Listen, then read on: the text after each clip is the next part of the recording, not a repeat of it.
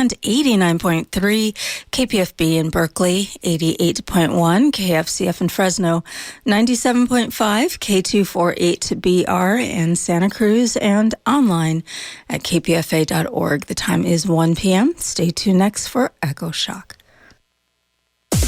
This is Radio Echo Shock with Alex Smith.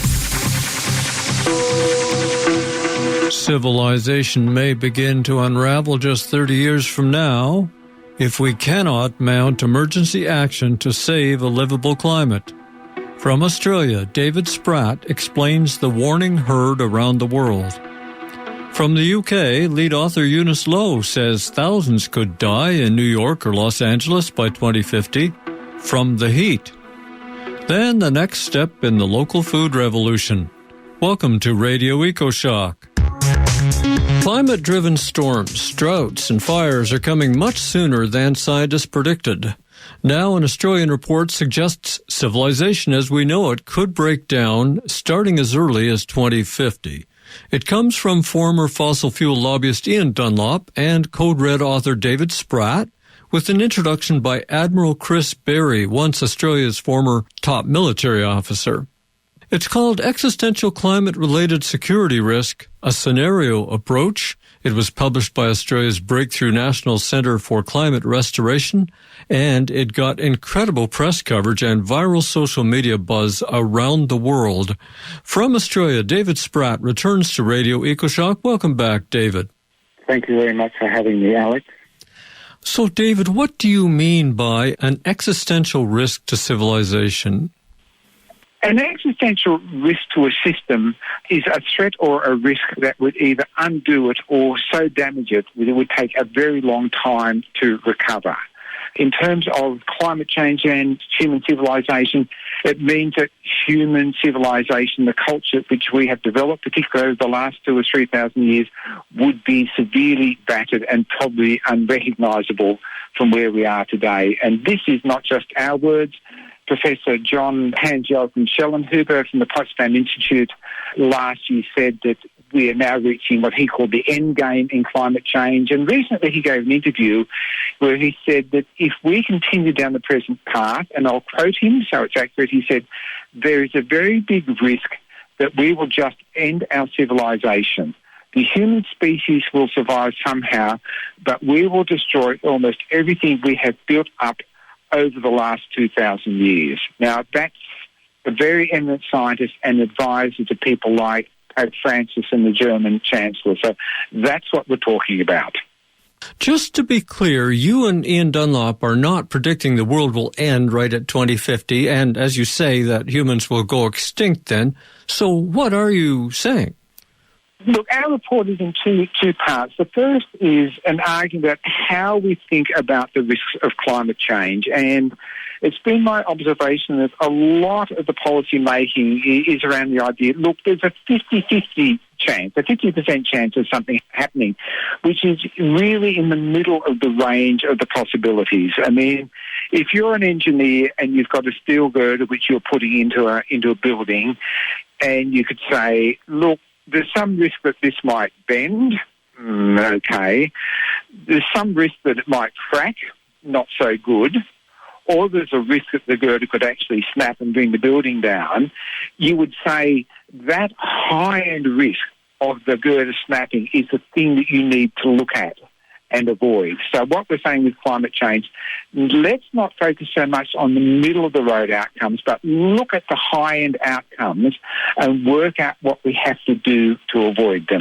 My co-author, Ian Dunlop, spent many years in Royal Dutch Shell, and one of his areas of expertise was in risk management. And he says all the time, you have to ask the question, what is the worst thing that can happen and how can we avoid it? And so the first half of our paper is really making that point very clearly. Let's look at the high-end risks and how we avoid it. The second half of the paper is to say, well, what would a high-end risk be? And we know from the Paris Agreement and the commitments that were made there that at present the world is on a path to 3 degrees of warming because the commitments have not been strong enough. If you're adding some of the climate feedbacks, perhaps more than 4 degrees of warming. So we have simply said, if more action is not taken and we get to 3 degrees by 2050. In our scenario, it could be 2060 or 2070. What would the consequences be? And that's what the paper's about. David, if I get a fever, we know medically about what point, what temperature that I would probably die. But do we know what level of warming civilization can withstand? Well, this is a very difficult question because, we have a certain degree of knowledge about the physical sciences. Then we have to translate them into the human impacts. We know some of the physical impacts. I mean, one of the papers that really influenced me was a paper published last year which asked the question, if we get to 3, 4, 5 degrees of warming, how many days, particularly in the tropical zone, would people experience heat which is simply unlivable without air conditioning? And in some places, if you get to 4 or 5 degrees, the answer is more than 100 days a year. That is, those countries become unlivable. So we have a good understanding of those physiological impacts, but what are the impacts on human society? That depends on a whole lot of complex interactions. What are the impacts on the water supply? Where will the water move? Where will lands desertify? Where will be more rain? Will the productivity of crops decline? The fertility of crops decline with temperature? Yes. Do we have to add in this concern about a rapid drop-off in insect population? So this is a complex algorithm. I mean, we can say, for example, that the World Bank put out a report a few years ago, and they said that we may not be able to adapt to 4 degrees of warming. The World Bank is saying 4 degrees might be too much for us to survive, to be able to adapt. And if we don't adapt, we know what happens. Last year, one of America's leading climate scientists, Berman, published a paper with co-authors where he said he thought that more than 3 degrees would, in his terms, be catastrophic. So I think in that 3 to 4 degrees range, we're really talking about impacts and consequences for human civilization and for many human societies where the conversation is almost difficult to have. Why do you say climate is a security risk with backup from Australia's former Chief of the Defence Force? Well, look, Alex, I think there are many ways to talk about climate change. Traditionally, a lot of the early advocacy and concern and work was done by what you and I would call green or environmental organisations. You think of names like Greenpeace or the World Wildlife Fund and nature conservation groups. And that, I think, has led in some areas to people, particularly in business and government, seeing environment as a green or environmental issue. And it is my view, it is not a green or environment issue, and it should not be framed that way.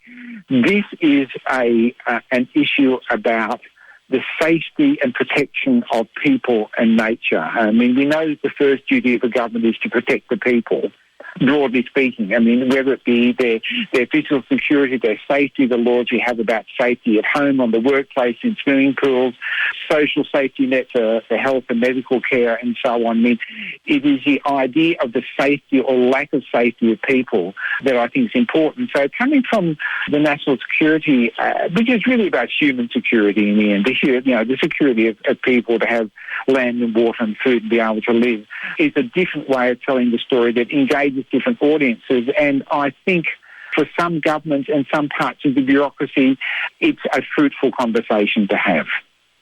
The mainstream prediction is up to 3 degrees warming by the year 2100, but you're suggesting that we might reach that 3-degree mark by 2050 instead. How does that happen? Well, that is simply by taking the literature that is out there. There is a tendency in some of the projections of the IPCC, I think, to underestimate the future rate of warming. For example, they put out a report last year on 1.5 degrees, where they said, look, we think the future rate of warming will be 0.2 of a degree per decade, so we'll get to 1.5 about 2040. But there are half a dozen peer-reviewed papers that I can quote to you, which simply run the climate models, which show that for various reasons the rate of warming will increase and will be at 1.5 in 2030, not 2040. I mean, this is materially important because this is the lower range of the Paris aspirations, and a paper by Zhu and Ramanathan just ran out the models on the assumption that we're not doing a lot more than we are now. I think we are decarbonising at 1% a year, which is about what we've been doing. And they said by 2050 we could get to around 2.5 degrees. And then it said, by the way, there are 3 feedbacks that we have not included in this modelling, which could add on more. So we've taken 3 degrees by 2050 as our scenario. In fact, their paper says there's a 5% chance of more of getting to 3.5 to 4 degrees by 2050, given the range of probabilities. So 3 degrees by 2050 is towards the high end of the range of impacts, but those are the impacts we need to look at. But it is by far from the top of the range.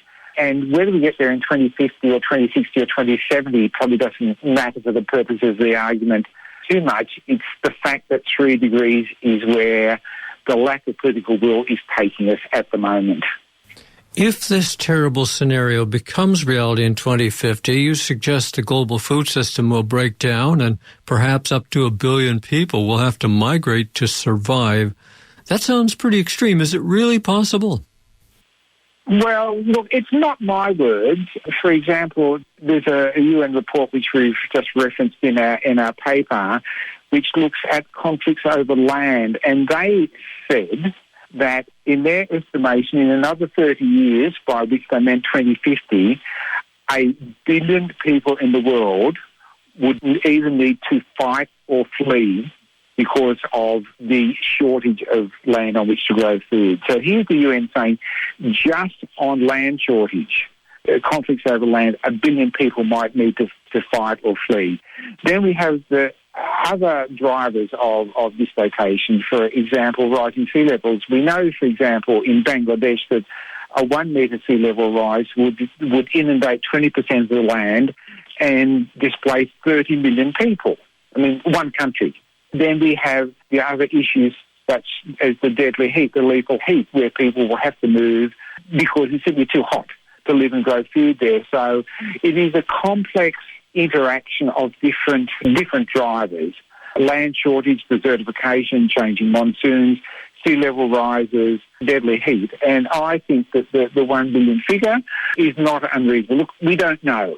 I mean, it might be 500 million people, it could be more, but it is certainly numbers that would be unimaginable now. I mean, we look at what's happened in Syria, where some drought and desertification in the east of Syria displaced 1 million people internally, and then there was the Arab Spring driven by rapidly rising grain prices as a consequence of climate events in Russia and China. And there was political domestic issues as well, of course. But together, those events have internally and externally displaced 11 million people in and around Syria out of the national population of 17 million. And some of those people migrated west into Europe with incredible political consequences for the European Union, for Brexit. And this is just a microcosm of the future. That's one small country. So you multiply that out and, we have a terrible vision of what will happen unless we really treat this, as the United Nations Secretary General said recently, as the emergency that it is. 2050, I doubt we'll make it that long. Am I the only reporter who says that? No. Look, I think there are a lot of people very concerned about the future. We have had an incredible response to this report. I didn't think we were saying that many things that we knew because, in fact, back in 2017, some American national security analysts, including a former head of the CIA, put out a report called The Age of Consequences, which said the same things. In that report, they said that if you got to 3 degrees by 2050, in their terms, the world would be likely characterised by outright chaos. And they said the internal cohesion of nations would break down in the international system. The relations between countries would break down. I mean, this was Washington saying this 12 years ago, so this should not be a shock to people. Will it come early? Will it come later? Look, Alex, it really depends on whether we are prepared to say, as a national and global society, this is the biggest issue we face. This is an issue that's actually bigger than all others. If we don't solve this issue, all the other things we're concerned about might simply become irrelevant. That's the question that's before us now. I mean, I was really taken by an interview that the UN Secretary-General Antonio Guterres gave just a few days ago. And he said, look, he said, we need to sound the alarm. This is his words. This is an emergency. This is a climate crisis. And he went on to say that in politics, there's always a trend to keep the status quo. And then he said the following, which I'll quote you exactly. He said, the problem is that the status quo is a suicide, unquote. That's the UN Secretary-General. So that's the conversation we're having now. So I think, many people are now beyond alarm. Check out the Radio EcoShock website. We're at ecoshock.org. You are tuned to Radio EcoShock. I'm Alex Smith. My guest is David Spratt, author of the book Climate Code Red, The Case for Emergency Action, and many worthy reports since. And we're talking about a scenario where civilization starts to unravel as early as 2050. David, why do you think this breakthrough scenario went so big and so viral? Look, Alex, I don't honestly know. I mean, we put out the report. We had an opinion piece in The Guardian here in Australia. It was picked up and an article ran on Vox. I think there were some over-the-top headlines. We didn't say, well, the civilization would end in 2050. What we said is, if we don't act, the high-end impacts of around 3 degrees will lead to these consequences, which have severe, very severe impacts for civilization as we know it, and for displacement and social breakdown, which to me was all unremarkable, because as I said, been said before, maybe we live in a more viral world. We know that within a few hours of that Vox report, I just tracked 12 stories on 12 different websites, and they had Facebook interactions that measured 600,000, and then it just spread into around the world. And there's been a lot of coverage in German and Scandinavian newspapers. So I think beneath this all that there is a change in the conversation about climate change. I think people now realise that it's really a big, tough issue, more than they did before. After Paris, there was elation that this incremental deal would do some good, and it's obviously not. And if I can point to 2 or 3 things, I think the honest, brutal nature of the conversation that Greta Thunberg has started has been really important, in the student strikers, in calling out the adults. And she really calls it like it is. I think that's been important.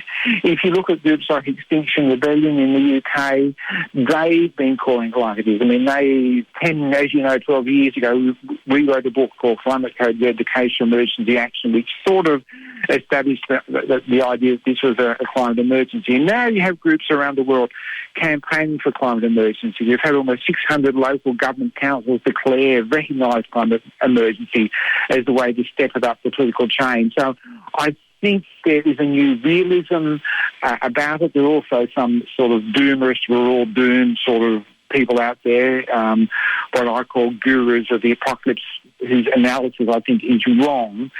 But there is a more gritty conversation now, and maybe by the luck of the draw, our paper slotted into those circumstances. News agencies asked a few climate scientists to fact-check what they called your doomsday scenario, and it seemed what they printed, most agreed you were projecting real possibilities. Have you had feedback from scientists? Yes, look, I noticed that USA Today quoted a professor of applied physics at Columbia University, Adam Sobel, who said, the scenarios, quote, don't seem that far-fetched to me. I don't think there's anything too crazy about them. A new scientist quoted Mark Mason from the University College, who said the University College London, who said it added to deep concerns. And he said maybe it's time for our politicians to be really worried. I noticed 1 or 2 people said that, what we said was a bit over the top, but I think there is evidence for every statement we've made. I think some scientists are quite rightly a bit worried about the sort of doomerism, apocalypse-driven narratives we're getting from some people who just say, it's all too late, there's nothing you can do, throw up your hands, go bush, put your money under the bed, buy a whole lot of tin food, which is ridiculous and naive and childish.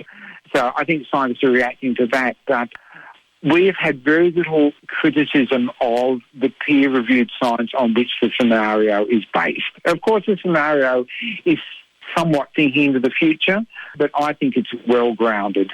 And look, the response. There have been some very thoughtful articles. One in Al Jazeera was extremely good, and one in a German magazine called Climate Reporter, where they looked back at what Schellenhuber had said, What Lies Beneath report last year, a little film we did called The Home Front about the national security implications, and wrote a story saying, look, beyond some rather clickbait headlines about civilization coming to an end, there is a serious point being made in this report.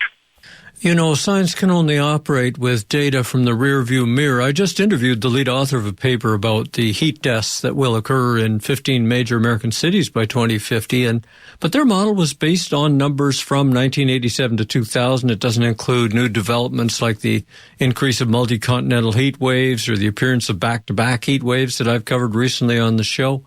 So I'm worried now that science is dangerously conservative in its structure. Your thoughts?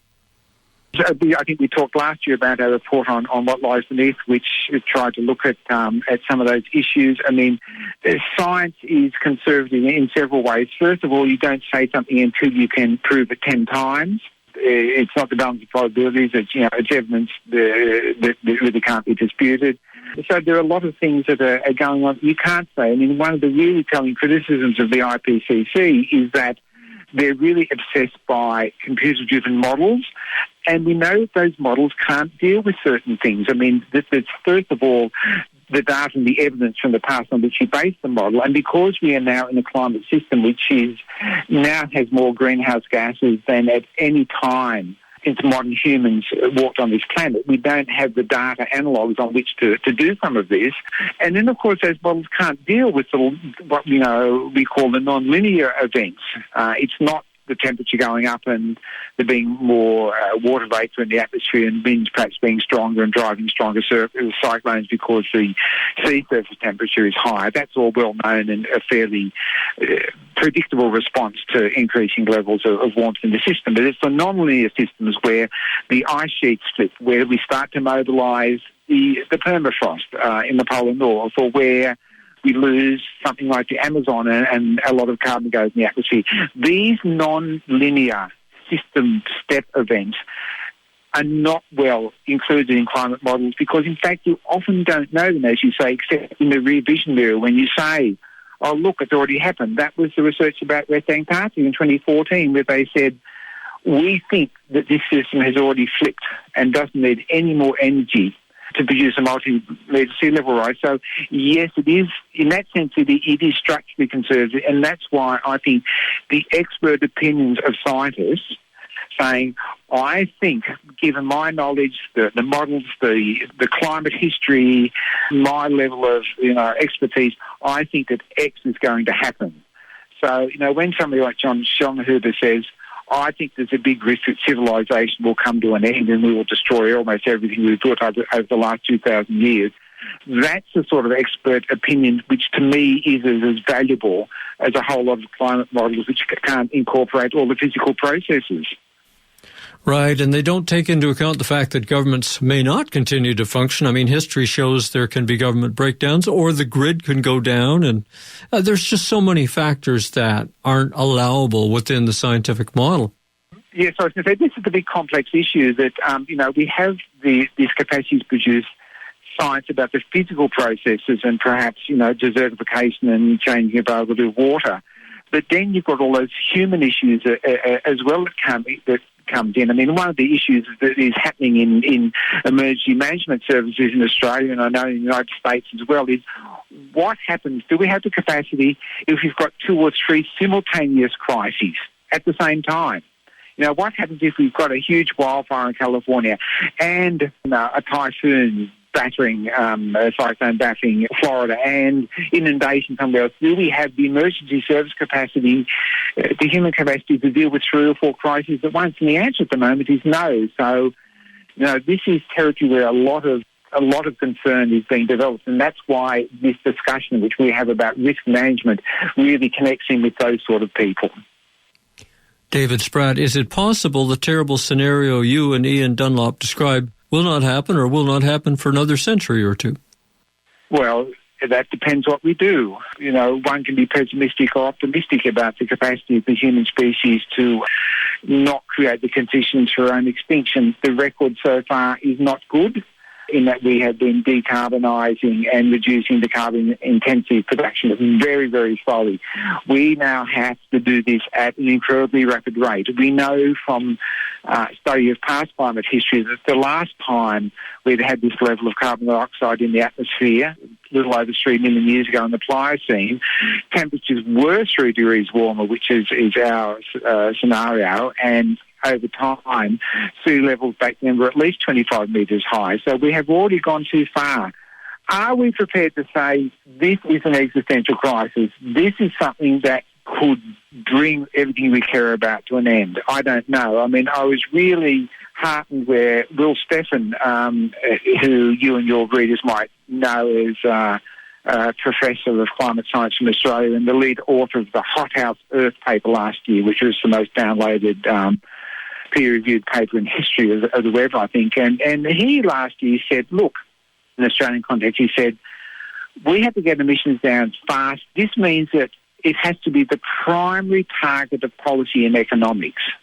He said we need something like a wartime footing. Now, when he says it's got to be the primary target of policy and economics, I think that's the key issue. Are governments, are business leaders prepared to say stopping this terrible possible outcome has got to be the primary target of politics and economics? If we can get to that conversation, then I reckon we can get out of this. Well, just to end on a terrible bright side note, if civilization collapses within one generation, would that solve the problem of climate change, leaving the world a better place for the rest of the species? Oh, Alex, I don't know whether that's a question I can answer. I mean, the problem we face at the moment, which was in the recent Steffen Hothouse Earth paper, these days said that, there are circumstances where the feedbacks, where the system keeps on driving itself upwards. If you can trigger enough of the permafrost, that even if we stop burning fossil fuels, the release of carbon from the permafrost will drive another 0.5 or 1 degree of warming. And there are other feedbacks like that. If we get to that point where we have triggered the system so it will keep on going even if we're not here, then the answer is no. That's the danger. Is there anything else on your mind that you would like to talk about? Well, I would just say I've been doing some work with a lot of young climate activists, and there is a lot of deep concern about what's going on. I think some people are being too influenced by some of these gurus of the apocalypse, and we really have to have an understanding of the system and where it's going that is scientifically based. Gavin Smith, the head of NASA, and Kate Marvel have both made the point that as it gets warmer, things get worse, but you do not get to a certain temperature where the world ends. I mean, it's not that 1.45 degrees is all okay and 1.55 degrees is terrible. I mean, there's not a moment where the lights go out. And I think some of the reporting, even some of the reporting on our policy paper, done by people who are not all that experienced in science and science reporting, tends to want to have that all or nothing moment, and that is a distraction and not helpful.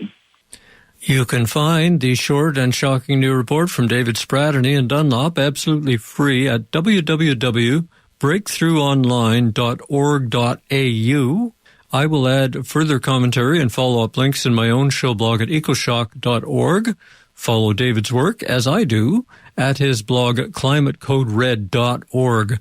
Thank you for telling us about your new work, David. Thank you for the time, Alex. I'm Alex Smith for Radio EcoShock. You're listening to EcoShock Radio for the world. I'm Alex Smith. Get it all at our website, ecoshock.org. More people will die from heat as the world warms. It could be you or someone you know. A new study tries to tell us how many more people will die in 15 major American cities, according to how hot we make it. The lead author is Dr. Eunice Lowe. She is a research associate in the Climate Dynamics Group at the University of Bristol in the UK. Eunice Lowe, welcome to Radio EcoShock. Hello, thank you for having me. Well, why did you and your team of 12 authors decide to investigate heat deaths, and why choose the United States instead of the UK or some other place? Yeah, so we have decided to estimate heat-related mortality in the future associated with global warming because, human lives and well-being is a lot more relatable to us. And instead of looking at how much warmer a place is going to be in the future, we are now able to look at how many people and how many people's lives could be affected by a certain temperature. And we think that will be a good indicator of future climate policy making. We've decided to look at the US because obviously there are many people living in the United States, and there are major cities in the United States, which is the biggest economy in the world.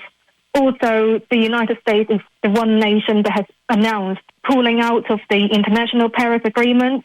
So we want to assess the impact of actually limiting or achieving the goals in the Paris Agreement would have on people living in major US cities.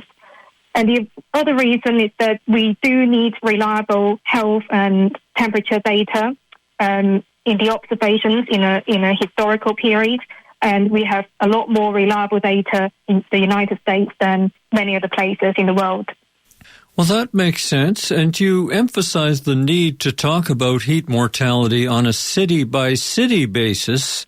Please talk about the important differences in U.S. cities when it comes to dying from the heat.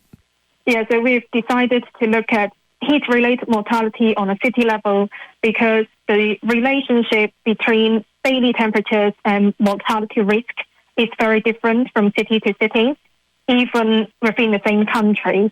And that's because these cities all have different climates. So people living in these cities are used to different ranges of temperatures. And so the mortality risk at a certain temperature will be different between the cities. And also the population structures are very different across the cities. For example, if a place has more elderly people who are aged 65 or above, these people are most vulnerable to heat than the other age groups. And so depending on the population structure or demography of a city, the mortality risk or the vulnerability of these cities will be very different. So it's important to look at the city level rather than a bigger region. Some scientists and institutions say we are heading towards at least 3 degrees C of warming by the year 2100. Why didn't the Intergovernmental Panel on Climate Change work out that 3-degree scenario in their recent special report? So I think the recent report on 1.5 degrees specifically looks at the impacts between or the differences of impacts between the two targets within the Paris Agreement, so that's 1.5 and 2 degrees. And I think the goal of the Paris Agreement is to achieve these targets, right? So that's why we've looked at the differences, or other studies have looked at the differences in terms of impact between these two targets. And the goal is to get there from where we are now. You used a relatively simple model for the new study. What are some of the assumptions your team made? Yeah, so we have made a few assumptions in our study, including assuming a constant population in all of our warming scenarios at the historical level. And that's because we want to isolate the impact of climate change in our study rather than, including other assumptions of population growth and so on. So the differences in the estimated heat-related deaths between the different worlds of warming of 1.5, 2 degrees, and 3 degrees are only due to the differences in temperature in the future, but not other factors. We have also assumed no adaptation in the future, which is a strong assumption. But again, we wouldn't know how much adaptation there will be in the future. So it would also be an assumption if we would put relatively random adaptation scenario in it. So we've decided to keep all of these factors the same and to just isolate the impact of climate change on human mortality. What is a 30-year return period for extreme heat, and why did your study use that? So a 1 in 30-year heat event is an event that comes back every 30 years on average. So it is not an event that one might expect to happen every year or every other year, but every 30 years. So it is a relatively rare event, and we've chosen to study this return period because obviously we're interested in extreme events, and a 30-year return period is rarer and more extreme than an event that happens every year. And also we think this period is more relevant to climate policy making and also adaptation measures. So I think some of the journalists who covered your paper might have gotten this wrong, because they said that the sort of peak of deaths that could happen would happen every year, and really you're saying they might happen every 30 years. Yeah, some people got it wrong because it is a 1 in 30-year event. And so the number of deaths that we're talking about are the total number of heat-related deaths in a certain year. But that year doesn't happen every year. That year happens every 30 years.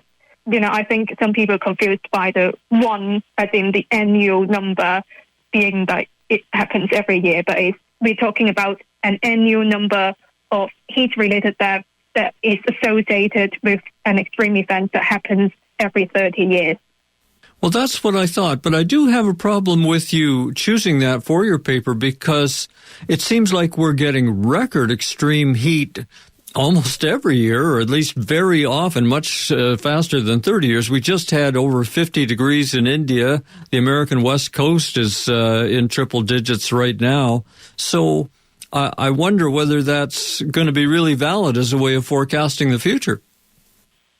So you mean it seems like we're having a record, extreme event every year? Well, very often, much sooner than every 30 years.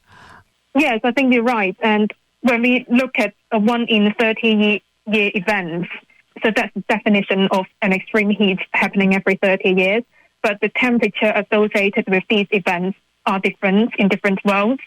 And I would think that, for any adaptation measures or developing, urban planning in the future, those are associated with longer time frames than every year. So that's the decision we've come on to, and to choose the 30-year return period. We have actually studied return periods from 1 year to up to 900 years, but we've just only chosen the 30-year return period as an example to highlight our results. Right, but this is one of the problems with science when we look back at our climate, and you could go 900 years, but the climate is changing so rapidly that it's difficult to use the past analog to predict the future, in my opinion.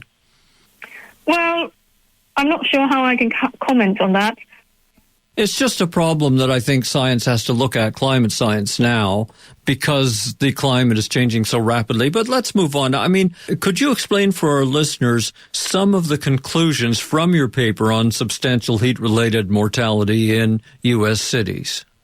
Our main result is that if we increase our climate ambition to achieve the 1.5 degrees target within the Paris Agreement, then hundreds to thousands of heat-related deaths could be avoided per city during an extreme event. And an extreme event is defined being an event that happens every 30 years. So it is essential because currently we're on track to about 3 degrees warming on the global level. And this level of warming is implied by our current climate pledges within the Paris Agreement. So there's really urgent need for us to increase our climate pledges in the Paris Agreement to get to the 1.5 degree target in order to prevent large increases in heat-related deaths in the future. Eunice, prior to this paper, you published 2 works about using sulfates in the atmosphere as geoengineering to cool the planet. Do you think that can work? I think in the literature there has been research about how feasible this technology is compared to many other technologies that have been proposed to cool the climate. So injecting sulfate aerosols into the upper atmosphere can potentially cool the global surface relatively quickly within a few years. But there are a lot of considerations that one has to take when considering using this technology. For example, if we start injecting sulfate aerosols into the atmosphere to cool the climate, we have to do it consistently and for a long time. Otherwise, the climate will return to the original state non-cooled state very rapidly when we stop doing the injections. And that rate of warming is a lot faster than the rate of global warming we're expecting now. So that high rate of global warming will affect our lives more than, the current rate of warming or the rate that we're expecting in the future. I personally don't think we should inject sulfate aerosols to the atmosphere now because there are so many unknowns associated with this technology. We know some consequences of doing so. For example, it will deplete the ozone layer. It will change many of the things in the climate system, and it will also affect how plants grow, for example. And also, there's a huge concern of that when we stop doing this technology, when we stop using this technology, then the temperature will go up really faster than the current rate of global warming. And it's also, there's a cost associated with it. There are lots of questions in terms of governance, in terms of who should decide whether we should inject aerosols to control the climate and who should decide to stop it. And also the consequences are just going to be transboundary, affecting different parts of the world differently. So I'm against using this technology right now, but I do think research is needed to look at technologies like that in case we get to a point where we think it's better to take the risk of developing or deploying such technologies. Get all our previous programs at our website, ecoshock.org. This is Radio EcoShock. I'm Alex Smith with my guest from the Climate Dynamics Group at the University of Bristol, Eunice Lowe.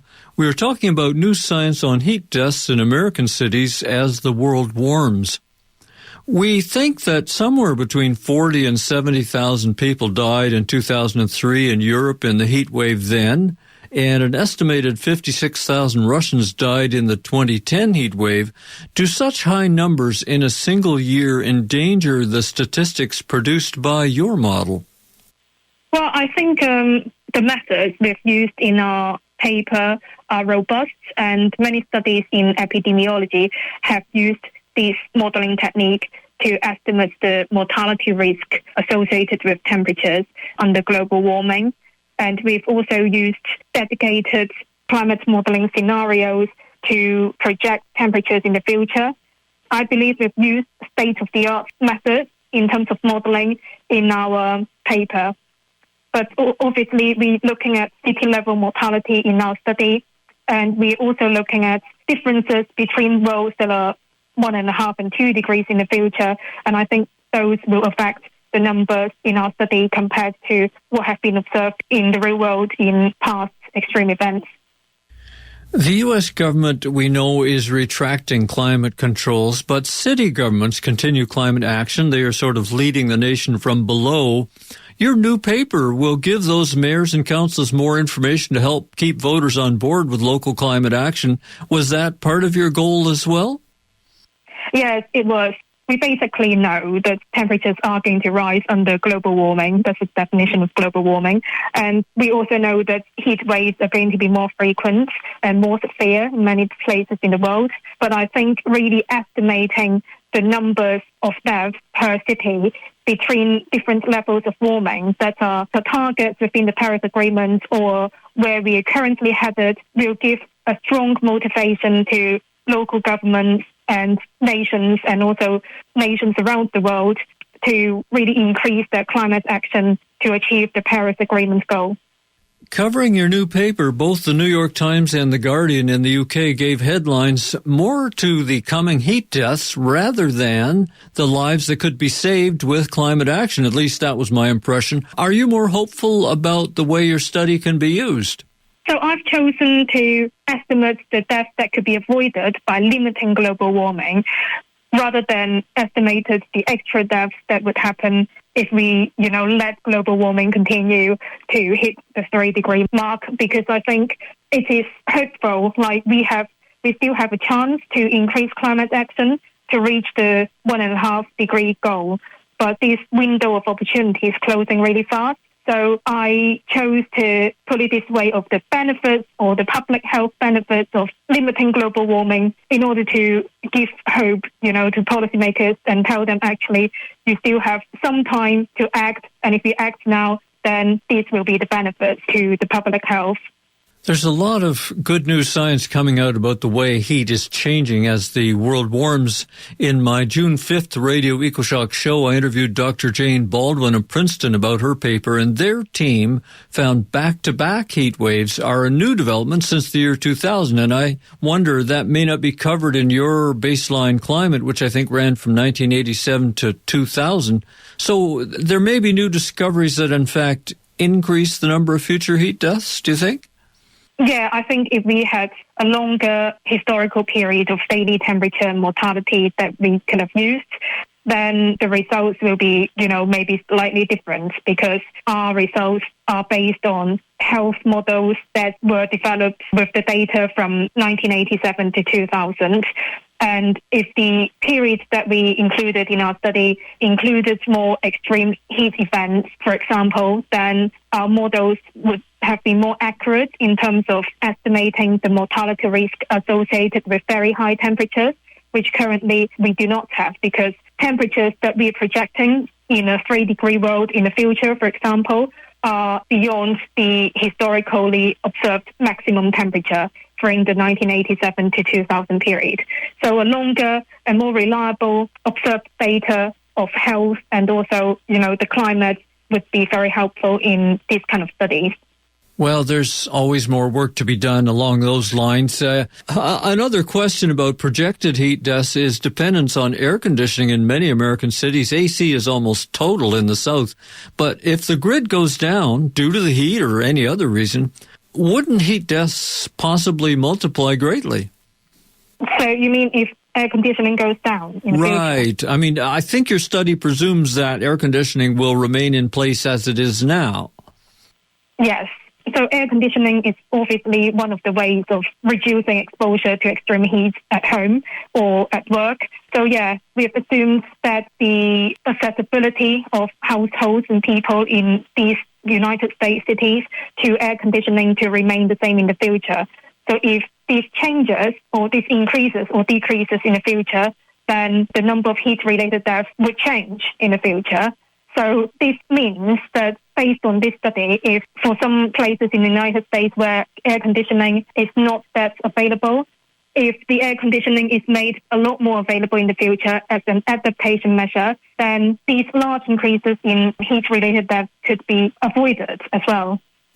Yes, like establishing cooling centers in cities have cut down heat deaths in some places. You can tell from the tone of my questions that I'm worried that the number of future heat deaths in this paper are extremely conservative, and I think you, in fact, do say that because there's so many large factors in play, and there are climate surprises already underway. Isn't it a bit dangerous when science underestimates the risk?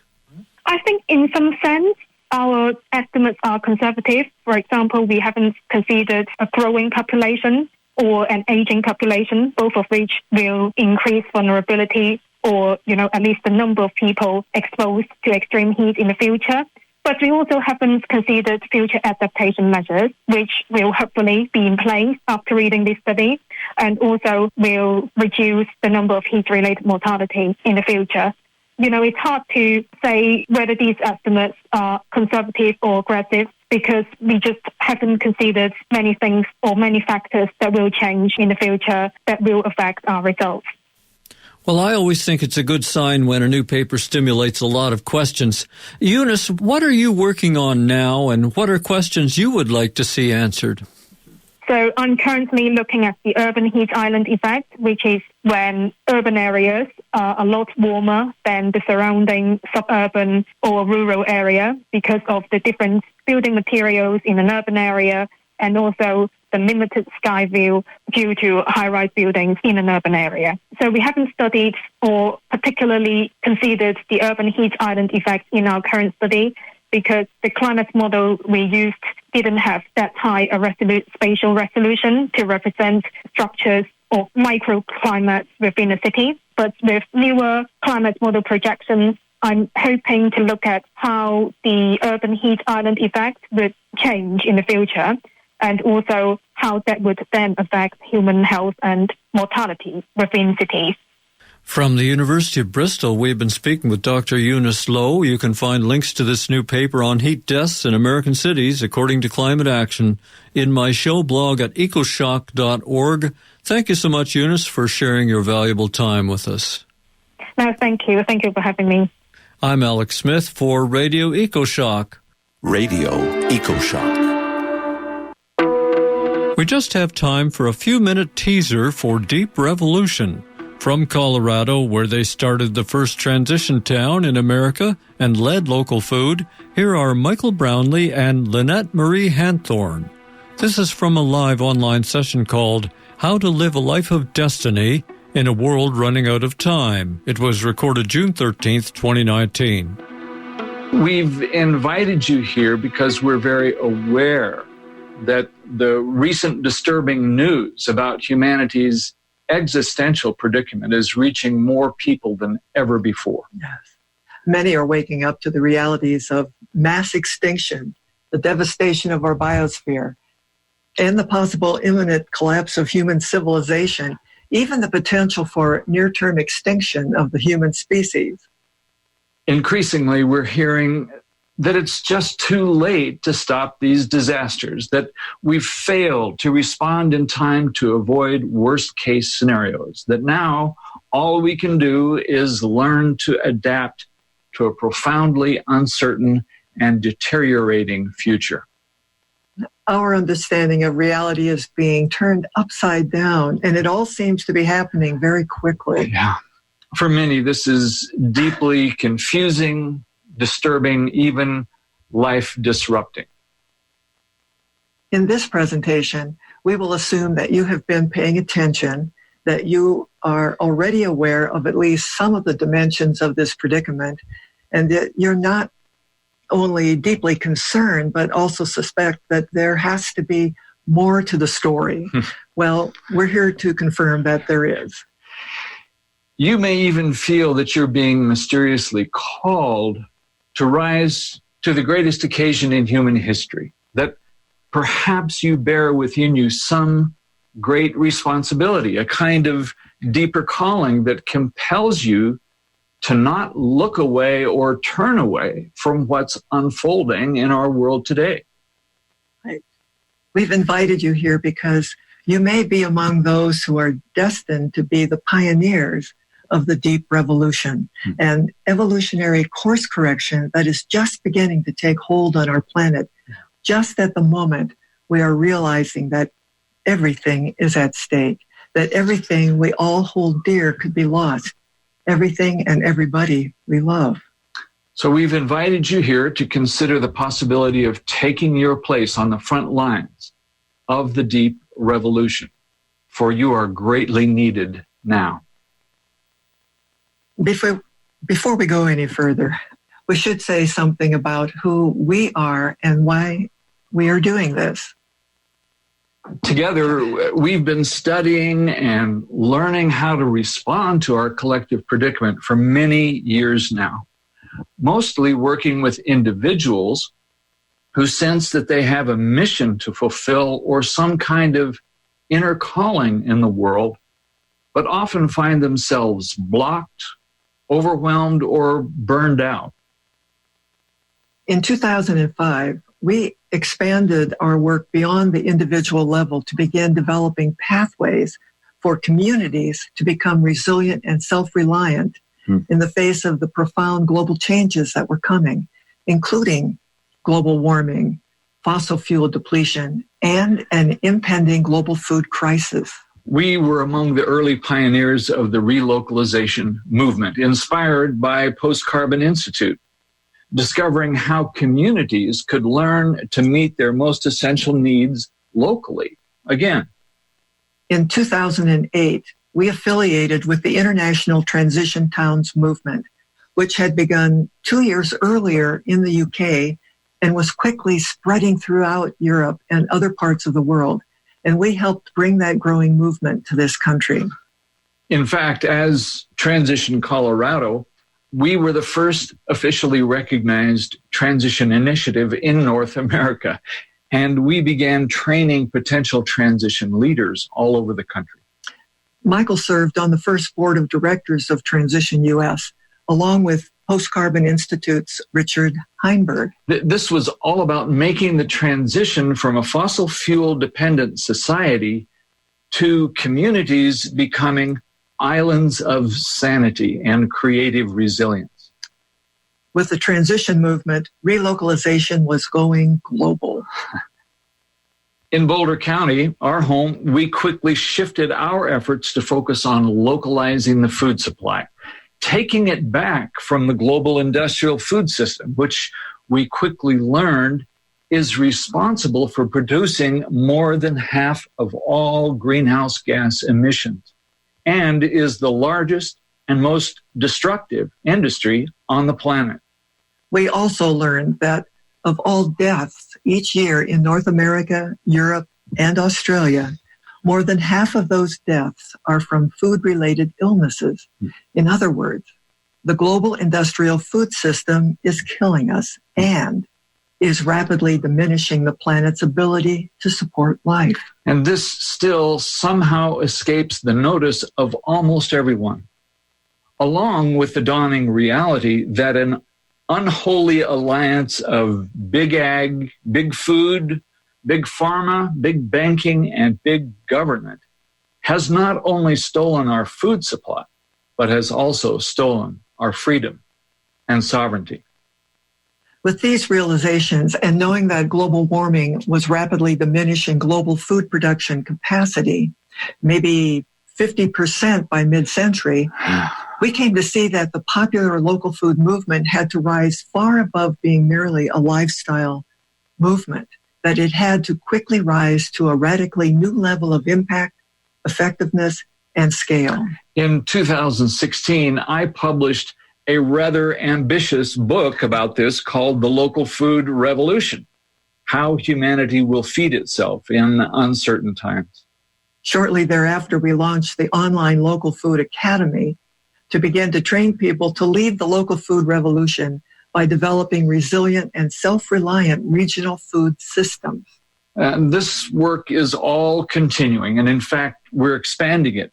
For instance, on Earth Day of this year, Morgan James Publishing in New York released my new book, Taking Back Our Food Supply: How to Lead the Local Food Revolution to Reclaim a Healthy Future, which will soon self-publish as Reclaiming the Future: How to Lead the Local Food Revolution in a World Running Out of Time. But we could see that the local food movement was failing.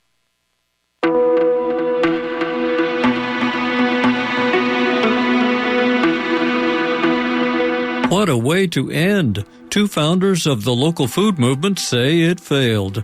But Michael Brownlee and Lynette Marie Hanthorne of Local Food Catalysts are training new leaders who they call the Emergency Response Team.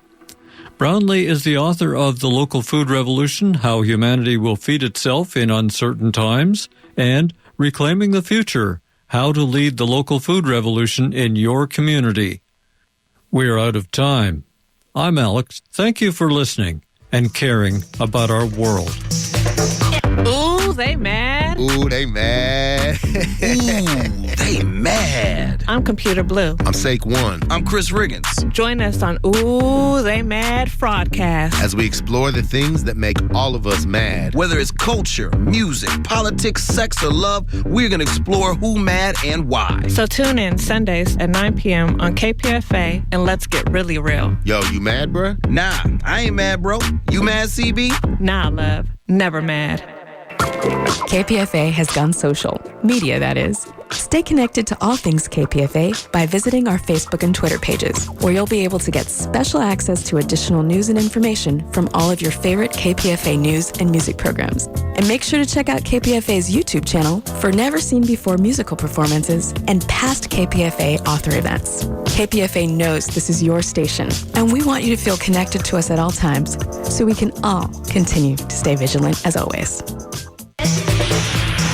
In the next 70 years, robots will be driving your cars, cooking your dinners, and babysitting your children. Many people will lose their jobs to robots and robotics. There will be protests, demonstrations, strikes, and economic chaos. Mankind against machines. In the next 70 years, your fiercely independent, people-powered radio station will be there to cover it for you. 94.1 FM, KPFA.